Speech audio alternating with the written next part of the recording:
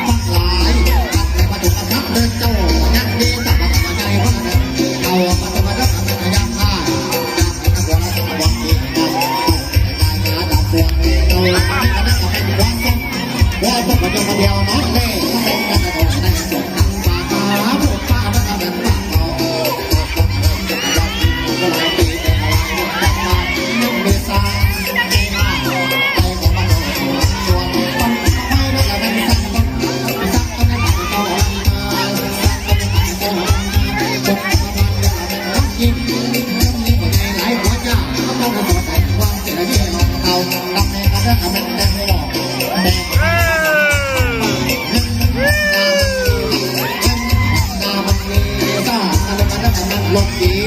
ลบมันเดียวไปได้หน้าเบิกมองเขาเอาไม่มองมันดูไล่อะไรแต่มันแซ่บเท่แซ่บแต่มันก็ต้องไหนจนมันก็แล้วแต่มันยังตึงเองที่มันยังต้องมุก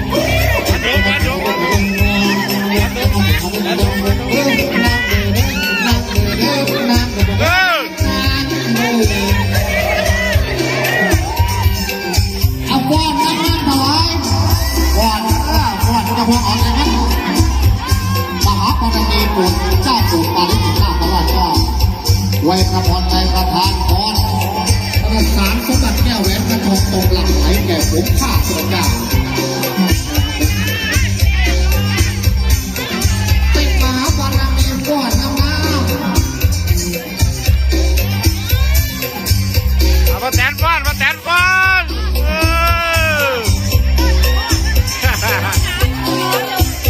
เพิ่งดีๆนะเพิ่งดีๆเพิ่งจะมีคนป่วยแบงเลยป่วยแบงมาเนี่ยนะบอกเพิ่งดีๆนะ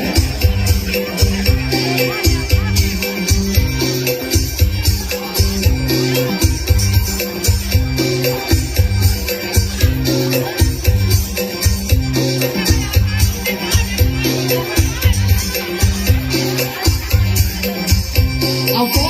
นน้ำน้ำได้จักหน่อยได้จักหน่อยได้จักหน่อยเนี่ยอันละวันสองคน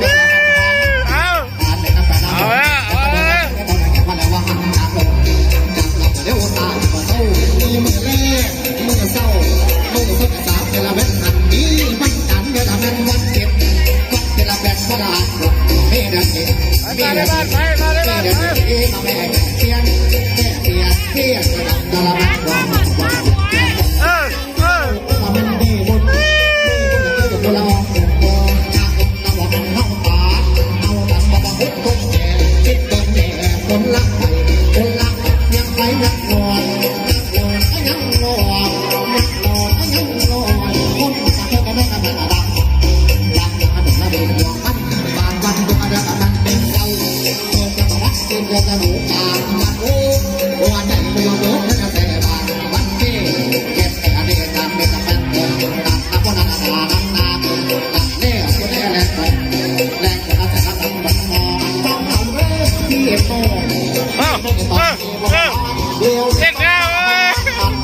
มันมาตัวบังวันนี้ก็เลยบังคับบังคับผมบางที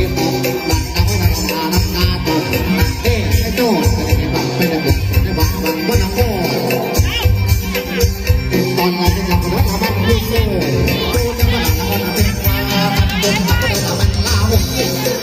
ลูกโซ่บอกเลยจับได้ละได้ละเดียวจับเบาเขาบ้างอะไรก็ไล่ก็ไม่ให้ก็หอยล่าจากเตี้ยแรงก็บอกใหญ่เดียที่ทำได้ละเป็นทุกใจ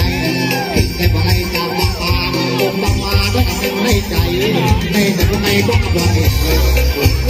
สักหน่อยสักหน่อยสักหน่อยเก๋แต่บ่แต่ใจให้เราก้อนแต่ยังเอาไปทำเป็นบอกคุณบอกคุณเอาวนจอดจังเอาแล้วเอาจังไหนมันเป็นดาวเป็นแต่เอาวนน้ำมันสั่ง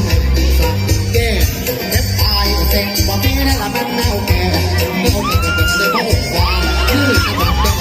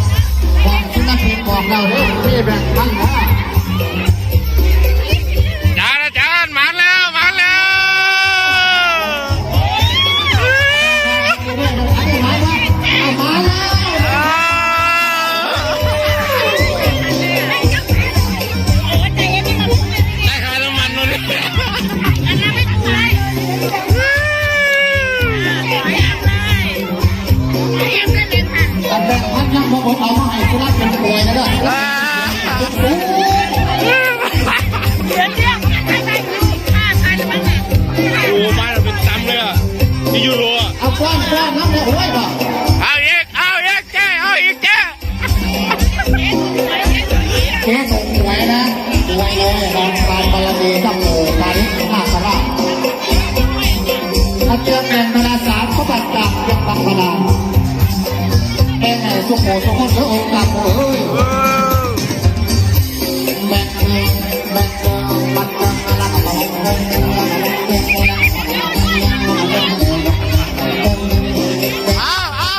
น้ำเร็วเฮ้ย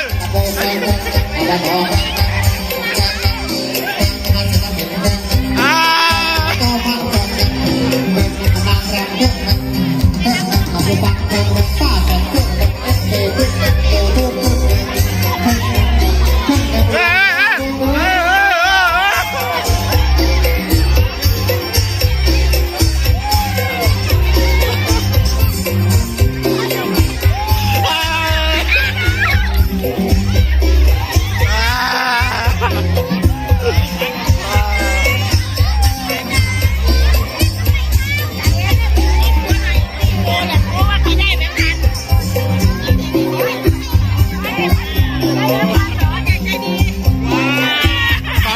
อบคุณครับ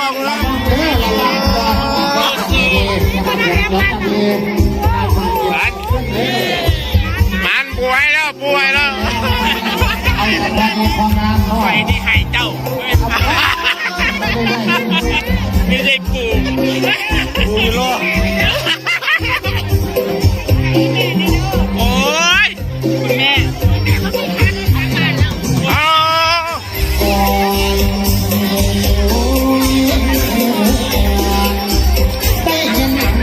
ได้ยินเสียงแค่ซอกกับโบเซลมาสาบานมันนี่องค์โกมาได้ถึงหน้าขนาดเจอได้ทานบารมีเป็นมหามงคลขอฝากทุกคนจงอ่านมอนมาหน้าดอกอ่านมอนมาหน้าดอกจงให้แต่ยังมีความว่าขอให้เล่นทุกระยะเวลาอ่านได้ผลกระลาโยกนำตัวกบาดยางรอท่านบาดีพุทธวอของข้าเลย กดไว้อ่ะโอ้กดไว้ แม่ข้าคดีให้ต้องไปหน้าด